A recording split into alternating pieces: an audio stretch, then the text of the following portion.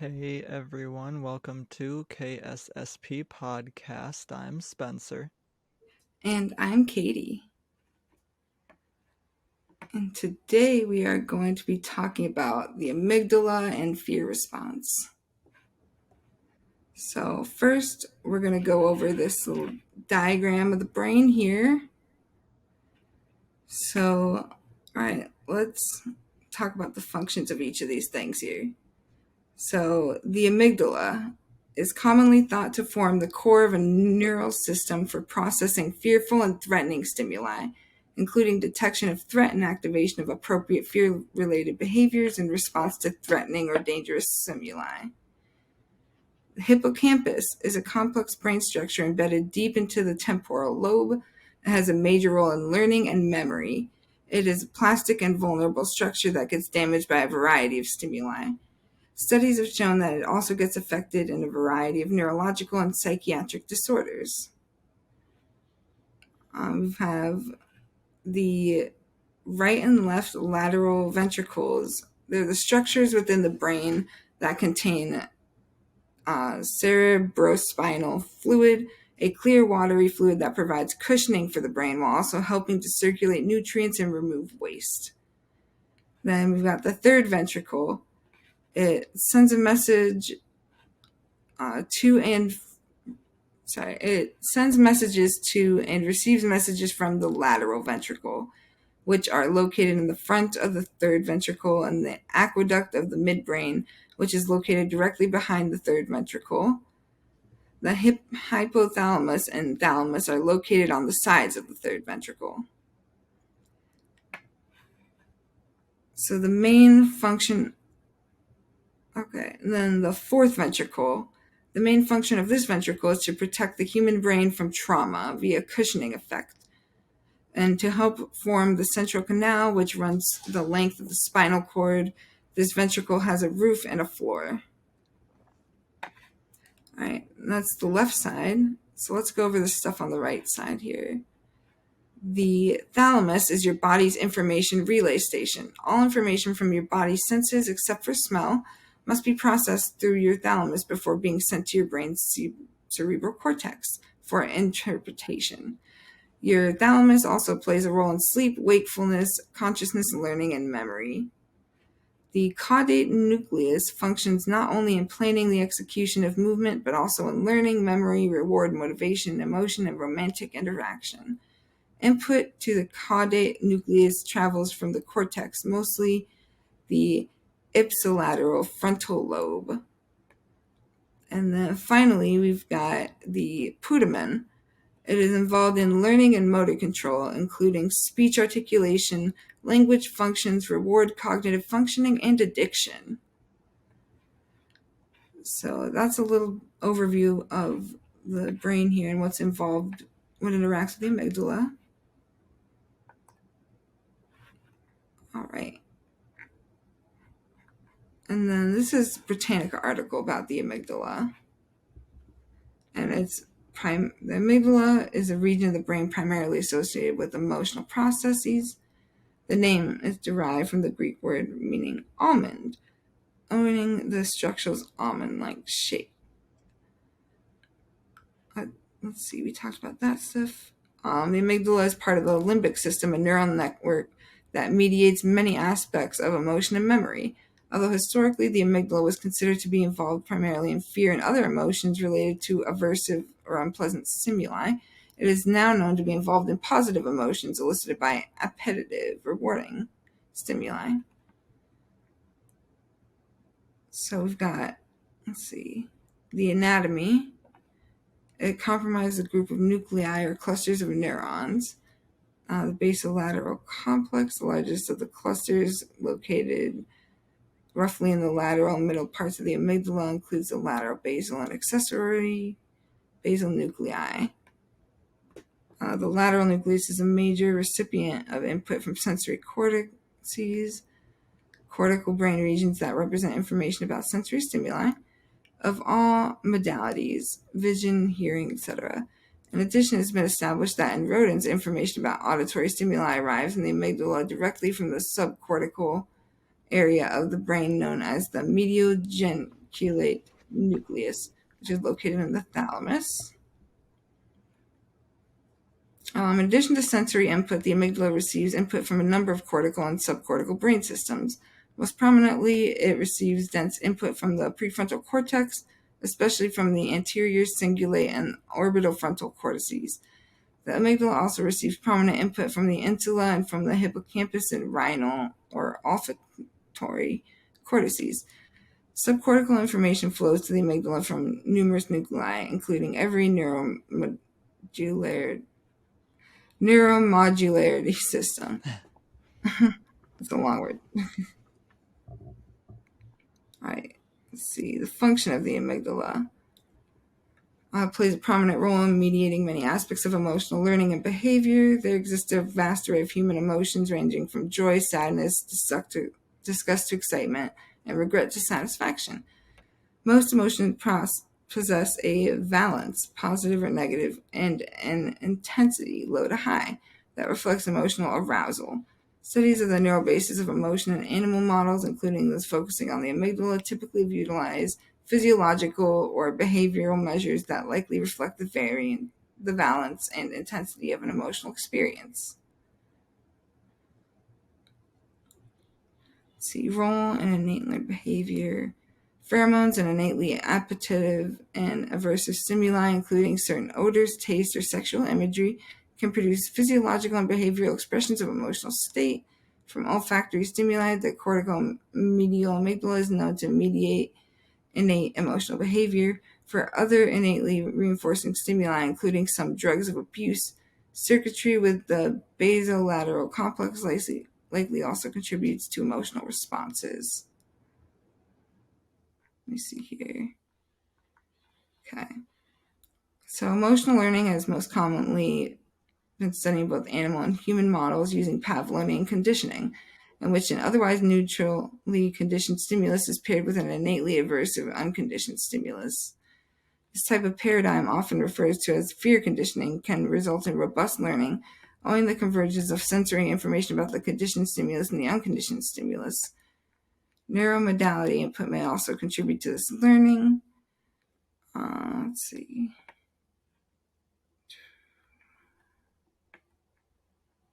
So, as an animal learns, the responses of amygdala neurons to conditioned stimuli change, reflecting the learning process. Furthermore, the activation of neuron of the basolateral amygdala can induce learning, suggesting that those neurons play a causal role in emotional learning. After learning, input from the basolateral complex to the central nucleus of the amygdala leads to the orchestration of a range of physiological and behavioral responses that are correlated with emotional states. Measures of fear conditioning include the cessation of movement, defensive behavior, and increased skin conductance responses or increased blood pressure.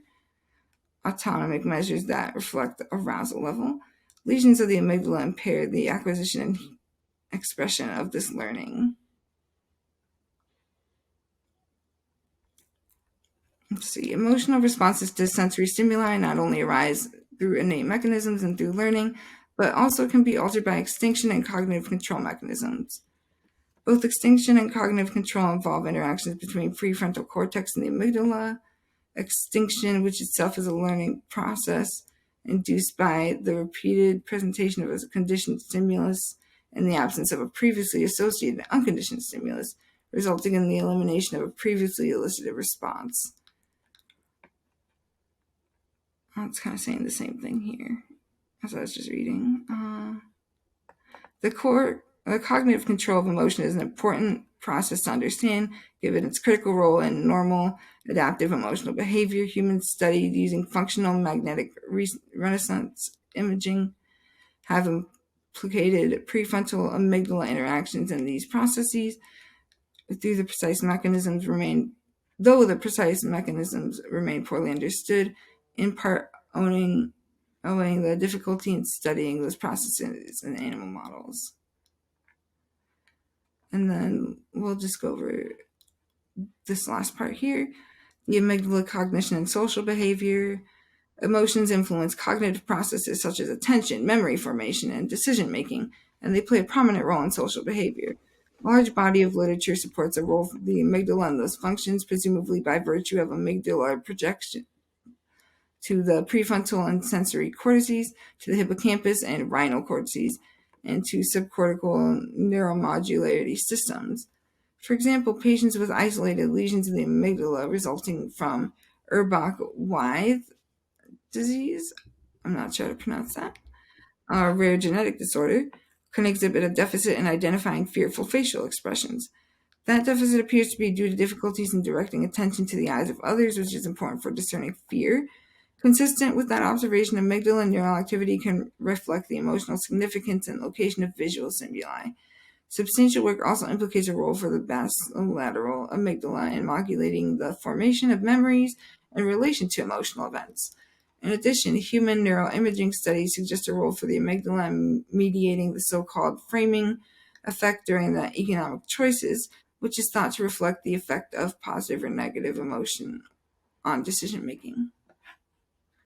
So that's just a little bit about the amygdala does. And now we're going to learn about, this is just what to know, but we're going to learn about some, what's the word? Deficits, I guess. Okay. So let's I see here. just sent you 2 articles that I think we should. We can do those at the end, though. They're about fear and propaganda. I just thought of that while we were talking about that because I feel like that's a good thing to bring up when discussing fear, how Yes. I'll add politicians those. use it as propaganda. So, Yes. I will add that to this for sure. okay. I think one of Very them is just short, and then the other one is a little longer. But we don't have to read, obviously, the whole thing. But well, there we go. More content. But, anyways, we can get back on track. Oh, yeah, no problem. Okay. Let's see. Running through all that. What are signs something could be wrong with your amygdala? What happens if the amygdala is damaged? You're probably experiencing irritability, strong emotions, and even confusion. Problems with the amygdala aren't as rare as you might think. If you struggle with anxiety or stress related clinical diagnosis, for example, your amygdala might not be as healthy as it could be. Following are a few signs that this brain structure could be involved in your discomfort. Remember to contact your healthcare provider if you experience severe or very stressful symptoms that you are struggling to treat. Amygdala hijack. This odd-sounding name is not a medical diagnosis, but rather a term for times when the amygdala is overwhelmed by stress and takes over the brain's response to the situation. Remember that a major function of the amygdala is to process fear and anxiety. When the amygdala hijacks the brain, the frontal lobes, the logic centers, are unable to override it with a rational response. Anxiety disorders. The amygdala plays a large part in the symptoms of post-traumatic stress disorder, generalized and social anxiety disorders, panic attacks, and obsessive-compulsive disorders. Depression. People with depression have more activity in their amygdala, specifically on the left side. In cases of bipolar disorder, though, the volume of each amygdala tends to be smaller. So trouble with memory. Though the hippocampus processes most of your memory, it's connected to the amygdala, which helps you to form emotional memories. Difficulty with emotion. You might not have a normal fear response if there's a problem with your amygdala. Hypervigilance. You might always be on the lookout for threat or expect the worst if your amygdala is unhealthy. This symptom is common in both anxiety disorders and PTSD. What conditions affect the amygdala? So these are a few serious conditions that should be treated by a medical professional. Contact your doctor if you're experiencing any of this. So Alzheimer's. This degenerative disease is known for causing memory problems, personality changes, and dementia. It also causes atrophy of the amygdala and the hippocampus, two of the brain structures that are most closely linked to memory and emotional function. Temporal lobe epilepsy. The amygdala is located in the temporal lobe of the brain. If you have a seizure that affects this area, your amygdala might be damaged. Temporal lobe seizures can cause mood symptoms, irritability, and even aggression. Researchers assume that these symptoms stem from overactivity in the amygdala. Limbic encephalitis. Encephalitis, your brain. Yeah. Okay. Encephalitis, or brain inflammation, can damage the amygdala on both sides of the brain. Limbic inflammation can cause a person to struggle with their emotional responses and experience memory problems. So this is how can we keep the amygdala healthy? It may sound strange to consider the health of your amygdala, but there are a few things you can do to reduce your stress and protect the overall health of your brain. Keeping your amygdala as healthy as possible by doing the following: practicing stress reducing techniques such as meditation, deep breathing, and exercising. Work through symptoms of PTSD, severe anxiety, or panic with a trained professional. Eat a healthy diet, drink water throughout the day, and get enough sleep to contribute to your general health. Don't rely on caffeine to keep you going. All right, so then this next article is a study from the National Library of Medicine. Amygdala volume changes with post-traumatic stress disorder and large case-controlled veteran group. So let's see. Results. Smaller volume is demonstrated in the PTSD compared to non-PTSD groups for the left amygdala, right amygdala, and left hippocampus, but not for the right hippocampus. Interesting. Amygdala volumes were not associated with PTSD chronicity, trauma load, or severity of depressive symptoms. These results provide clear evidence of an association between the smaller amygdala volume and PTSD. The lack of correlation between trauma load or illness chronicity and amygdala volume suggests that either a smaller amygdala represents a vulnerability to developing PTSD or the lack of a dose-response relationship with the amygdala volume. Our results may trigger a renewed impetus for investigating structural differences in the amygdala, its genetic determinants, its environmental modulators, and the possibility that it reflects an intrinsic vulnerability to PTSD. Interesting. Yeah. So, Did yeah, they look at your amygdala when they? Is that something they looked at with your MRI when they were looking I for would your? think so. I don't. I would have Okay. to look at the paper. It's been so long. But But then they yeah, said from that MRI you didn't have PT. It was their claim that you didn't right. have They it. said I Huh. didn't have PTSD, even though I did. I mean, I do, but I Yeah. manage it now. But like, yeah. Um, and then this another National Library of Medicine. Political orientations are correlated with brain structure in young adults. So, substantial differences exist in the cognitive styles of liberals and conservatives on psychological measures. Variability in political attitudes reflect genetic influences and their interaction with environmental factors. Recent work has showed a correlation between liberalism and conflict related activity measured by event related potentials originating in the anterior cingulate cortex. Here we show that this functional correlate of political attitudes has a counterpart in the brain structure. In a large sample of adults, we relate self-reported political attitudes to gray matter volume using structural MRI. We found that greater liberalism was associated with increased gray matter in the anterior cingulate cortex, whereas greater conservatism was associated with increased volume of the right amygdala. These results were replicated in an independent sample of additional participants. Our findings extend previous observations that political attitudes reflect differences in self-regulatory conflict monitoring and recognition of emotional faces by showing that such attitudes are reflected in the human brain structure. Although our data do not determine whether these regions play a causal role in the formation of political attitudes, they converge with previous work to suggest a possible link between brain structure and psychological mechanisms that mediate political attitudes. So here's what the question is, though, with this is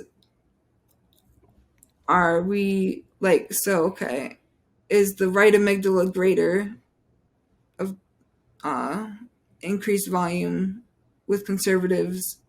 Like, does that brain function come first, or do our thoughts or do our political thoughts kind of shape our brain in that way? It's a chicken and the egg question. You'd probably have to do a study of a bunch of kids from birth and follow Right. them throughout 20. I Oh, don't know how long you'd have to follow them for, and then maybe like match that 10, to 20 their years. Yeah. political ideology to see. But Yeah. obviously, even that isn't causal. But it would be interesting to see Yeah, that. it would be interesting to see for sure. Just how our if and or how brain structures are differing between different groups of ideologies is super Yeah. interesting to see. Would be. Uh,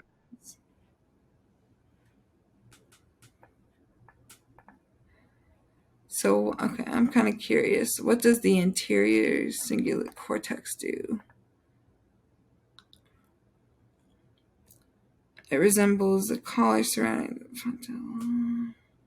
It is involved in higher level functions such as attention allocation, reward anticipation, decision making, ethics and morality, impulse control, and emotion. Interesting. Gray matter, is that the I forget but the difference between gray matter and white matter. Like what gray matter indicates.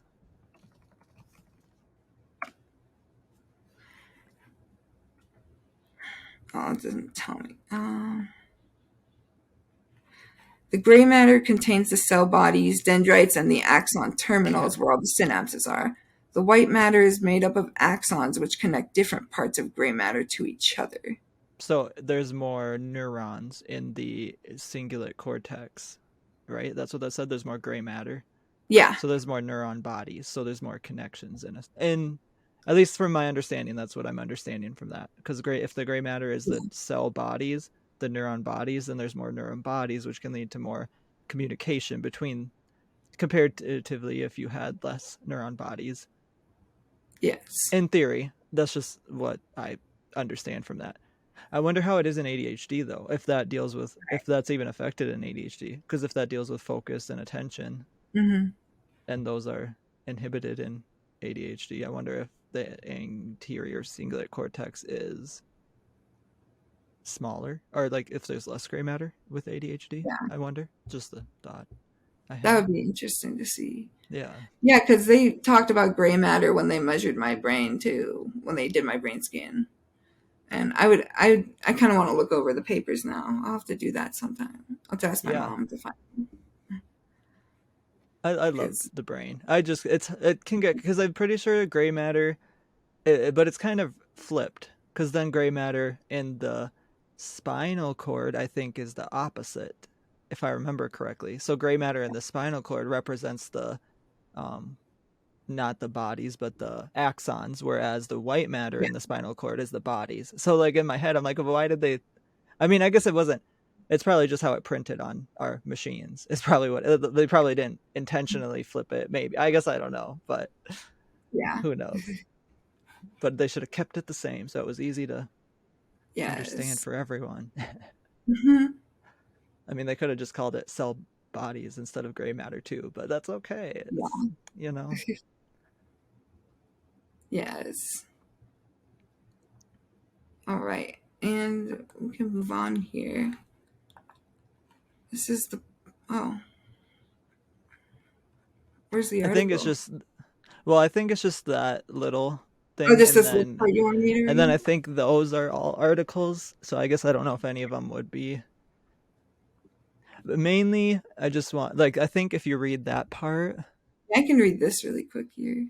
okay, So, the Nazi regime promoted a fear based worldview that Germany was under attack from both internal and external enemies, such as Jews, communists, and other perceived racial and political enemies. Fear was an essential element of Nazi propaganda used to rationalize many discriminatory and authoritarian policies of the regime. and I think if you just think about that compared to what some organizations are pushing today, it just seems very relevant. Like it seems very connected, almost, or not connected, but just what is that? What word am I trying to think of? There's some parallels for sure. Similarities, yeah. Parallel Similar. similarities, yes. Yeah, yeah, it's definitely some connections there, some similarities for sure. Even if a new group is trans, that's still a Right. technically political enemy, I guess, to them in their eyes, even though it shouldn't be. Obviously, it's not, and it shouldn't be. But Yeah. But they see being trans as a political ideology. They don't see it which as an is, identity. yeah, Were there any of these articles that you saw that we should look at, or did um, you see that little part?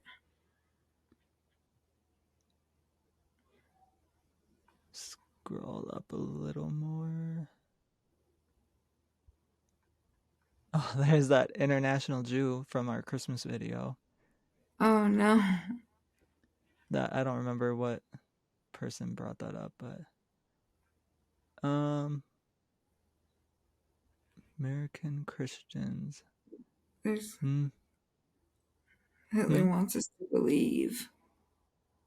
If you click it, is it an article? I guess I don't even know if they're articles. Yeah. It looks like an article.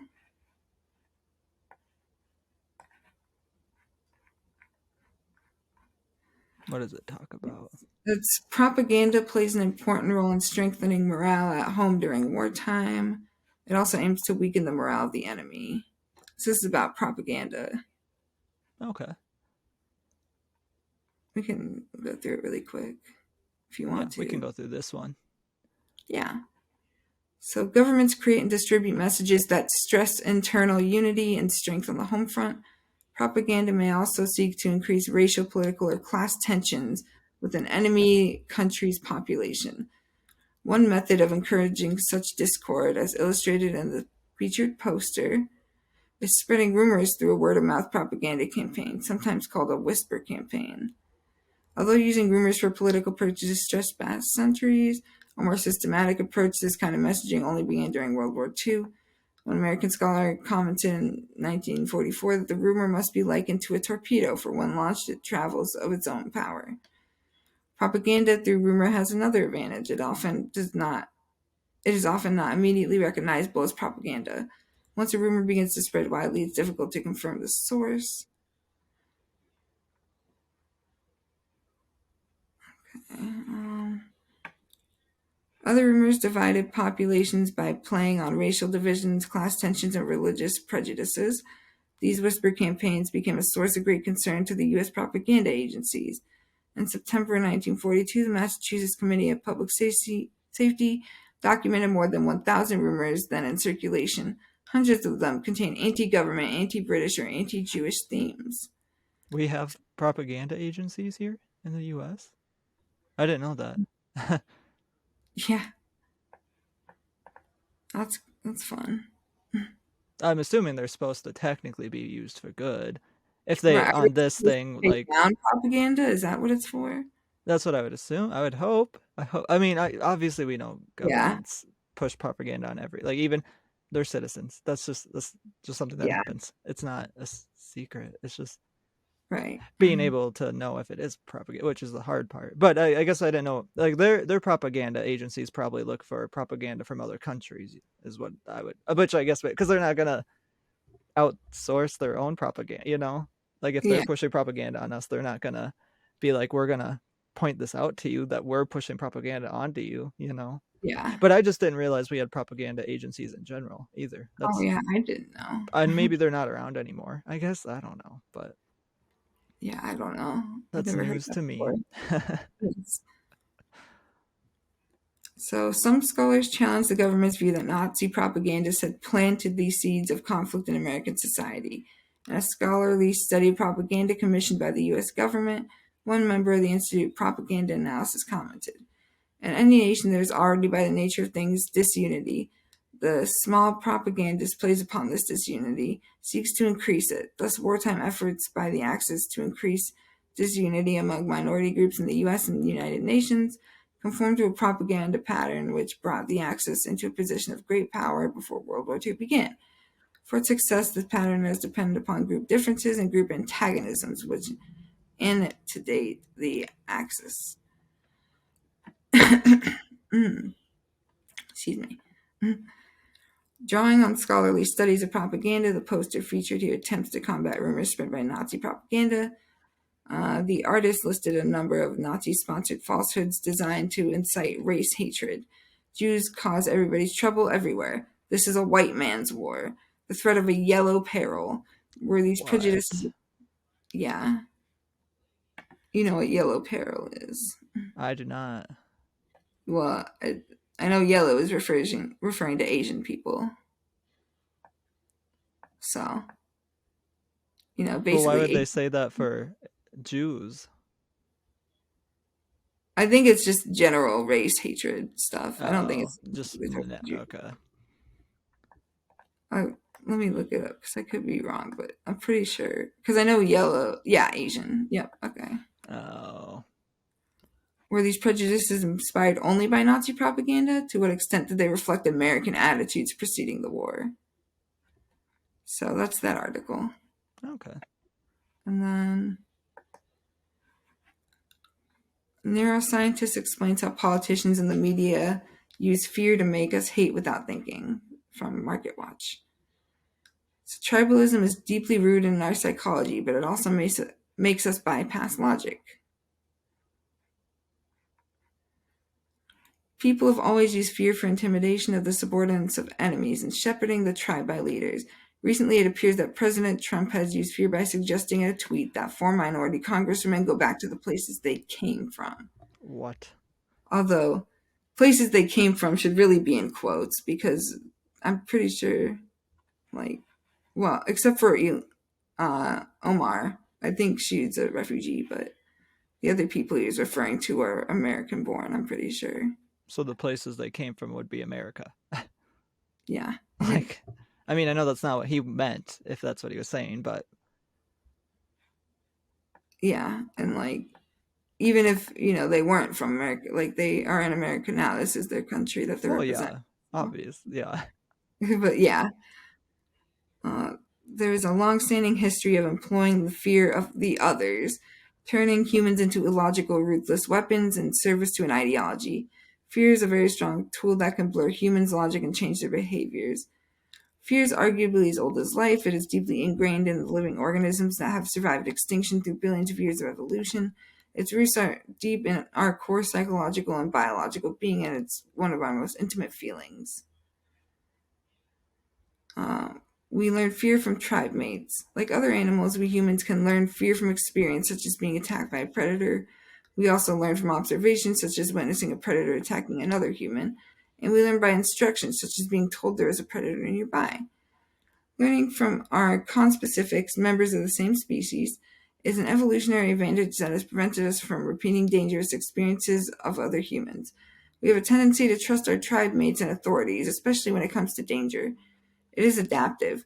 Parents and wise old men told us not to eat a special plant or not to go into an area in the woods or we'd be hurt. By trusting him, we would not die like a great grandfather who died eating that plant. This way, we accumulated knowledge. So, tribalism has been an inherent part of human history. There's always been competition between groups of humans in different ways and with different faces, from brutal wartime nationalism to a strong loyalty to a football team. Evidence from cultural neuroscience shows that our brains even respond differently at an unconscious level simply to the view of faces from other races or cultures. At a tribal level, there you go. At a tribal level, people are more emotional and consequently less logical. Fans of both teams pray for their team to win, hoping God will take sides in a game. On the other hand, we regress to tribalism when afraid. This is an evolutionary advantage that would lead to the group cohesion and help us fight the other tribes to survive. Tribalism is the biological loophole that many politicians have banked on for a long time, tapping into our fears and tribal instincts.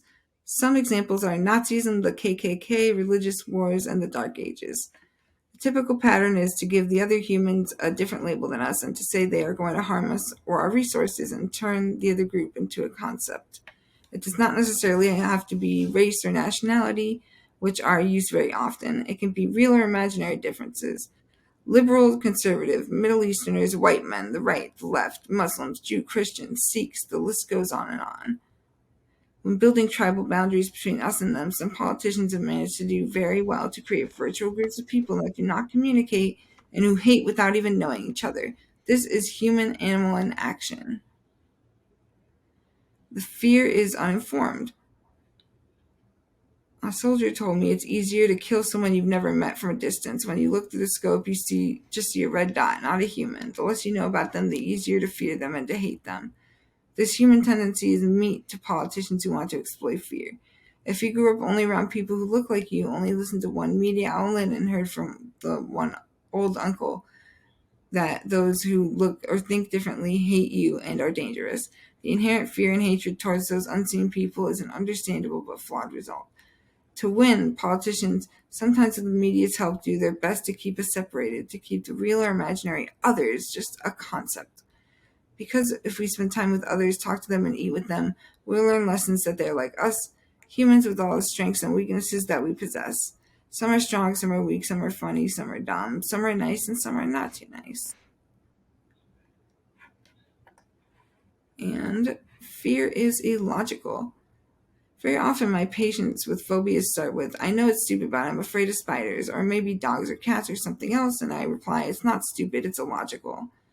We humans have different functions in the brain, and fear oftentimes bypasses logic. There are several reasons. One is that logic is slow, fear is fast. In situations of danger, we ought to be fast. First run or kill, then think. Politicians and the media very often use fear to circumvent our logic. I always say the US media are disaster pornographers.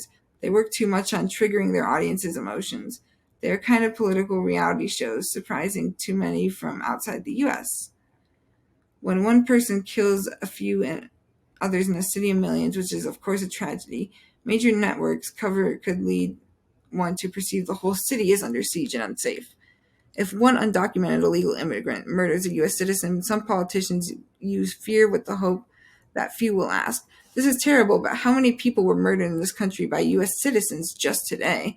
Or, I know several murders that happen every week in this town, but why am I so scared now that this one is being showcased by the media? We do not ask these questions because fear bypasses logic. And then fear can turn violent. There's a reason that the response to fear is called fight or flight response. That response has helped us survive the predators and other tribes that have wanted to kill us. But again, it is another loophole in our biology to be abused to turn on our aggression towards the others, whether in the form of vandalizing their temples or harassing them on social media. When ideologies manage to get a hold of our fear circuitry, we often regress to illogical, tribal, aggressive human animals, becoming weapons ourselves, weapons that politicians use for their own agenda. So yeah, um, that's about all I have. Okay. Yeah, I don't I know if think. I mentioned. No, just it's interesting. I love the brain, so Yes. personally just like learning about all the different parts of the brain, and then obviously just how we can make it relevant or why it is relevant. Like obviously with the amygdala and fear, and then propaganda and people using that fear to manipulate us. I think that's something that we should all just be aware of. But also just learning about the amygdala is interesting to me too. But Mhm. then I figured we might as well have something that Yeah. people can maybe relate to. If because I'm pretty sure all of us have at one point or another been led by that fear response by something we saw on the Yeah. media or something a politician said or a pundit said or who or even maybe a friend or family, whatever anyone has said before. It kind of takes. I think we can all attest that fear can be a very strong emotion and can just kind of take over, Hmm. especially with I'd be interested to kind of see. We'll have to do phobias someday because I'm kind of interested in like the why we have phobias because I definitely have height phobia. I don't remember what height phobia is called, but I definitely have that to an Oh yeah. extreme. And then spiders, that's getting better because it's interesting how we can also work on Mhm. phobias too. And so yeah, we'll have to Yeah. look into that sometime because I'd be interested in like the I'm more scared of neurology behind centipedes it. than spiders. Centipedes are Are you? creepy. Yeah, They can they're be. gross. Like They can be huge.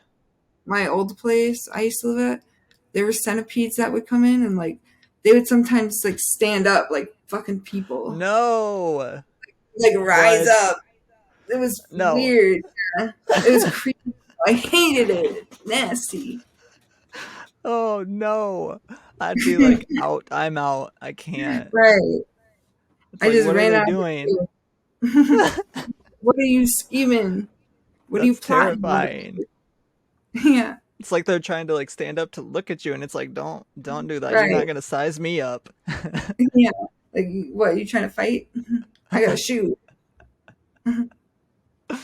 uh, yeah. I insects are just something that I Creepy. insects are probably the things that I don't like the most.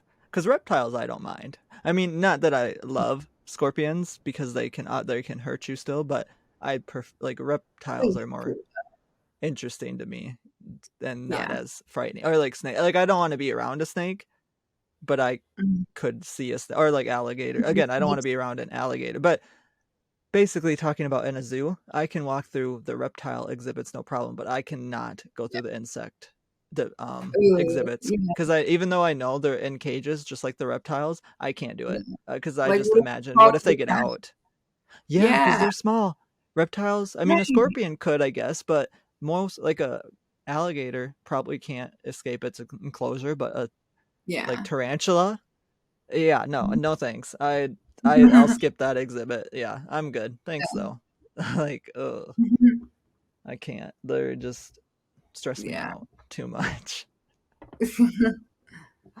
But yeah, we'll talk about phobia. Or just I guess that's more fear. But we can talk about fear more again sometime too. So, Yeah.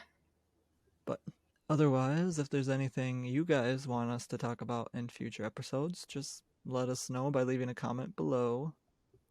Yeah, you can reach out to us on Facebook, YouTube, Instagram, Twitter, and TikTok. And we also occasionally do some Twitch live streams.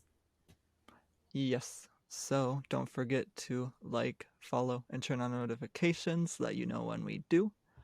Otherwise, we will see everyone next time.